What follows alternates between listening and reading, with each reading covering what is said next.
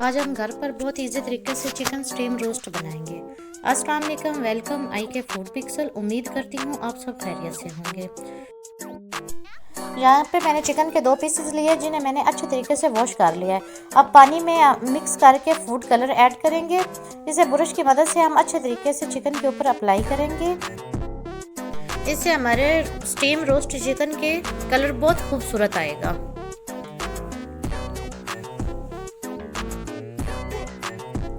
اب دیکھ سکتے ہیں یہاں پہ میں نے سارا فوڈ کلر اوپر اپلائی کر دیا ہے۔ اب ہم مسالے لیں گے۔ خشک دھنیا، سرخ مرچ، ہلدی، چاٹ مسالہ، نمک اور پیسا ہوا زیرہ۔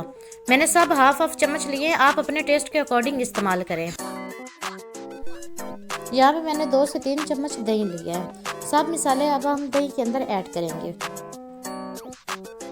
اگر آپ چینل پر نئے ہیں تو چینل کو سبسکرائب کر لیں تاکہ آنے والی ہر ویڈیو کا نوٹیفیکیشن آپ کو ملتا رہے۔ یہاں پہ ہم ان سب مسالوں کو اچھے طریقے سے دہی کے اندر مکس کریں گے۔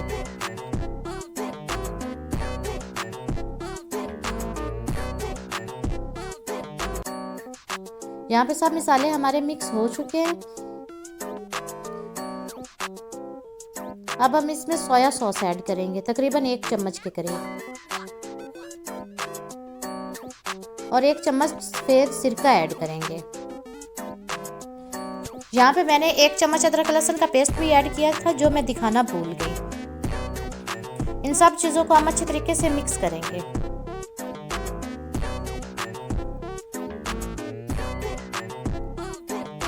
اب اس مسالے کو ہم چکن کے اوپر اچھے طریقے سے اپلائی کریں گے۔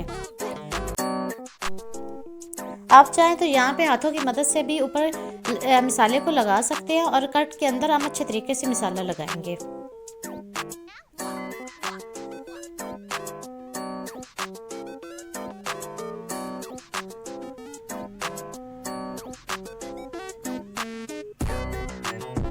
یہاں پہ مسالہ ہمارا لگ کے تیار ہے۔ اب ہم اسے 2 گھنٹے کے لیے ایسے ہی چھوڑ دیں گے۔ 2 گھنٹے گزرنے کے بعد یہاں پہ ایک کڑھائی میں ہم بالکل ہلکا سا آئل لیں گے۔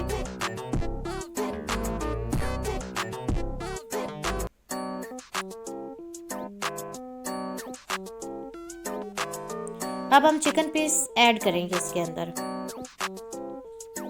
ہم اس میں پانی وغیرہ یوز نہیں کریں گے۔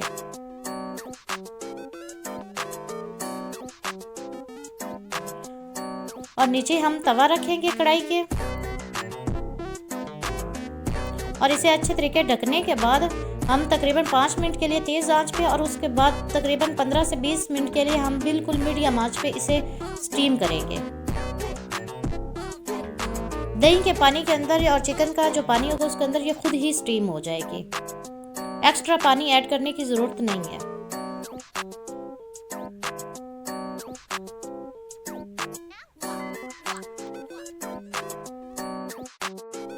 چکن کی سائڈ چینج کرنے کے بعد اب ہم اسے کوئلے سے سٹیم دیں گے۔ کوئلے کو میں نے اچھے طریقے سے گرم کر لیا تھا۔ اب ہم اس کے اندر ایڈ کریں گے اور اوپر سے ہلکا سا آئل شامل کریں گے اور ڈھکن سے بند کر دیں گے۔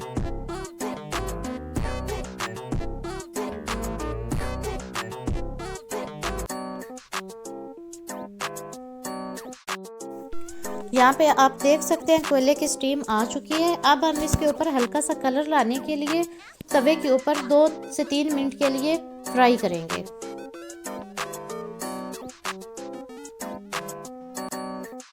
اگر آپ کو ہماری سمپل سی ویڈیوز پسند آتی ہے تو اپنا فیڈ بیک ضرور دیا کریں۔ یہاں پہ 2 منٹ ایک سائڈ سے اور 2 منٹ دوسری سائڈ سے ہم چکن کو اچھے طریقے سے فرائی کریں گے۔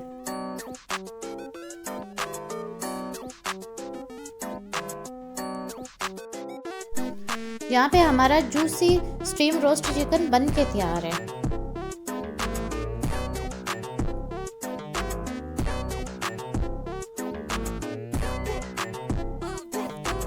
اپنا بہت سارا خیال رکھیں۔ اللہ حافظ۔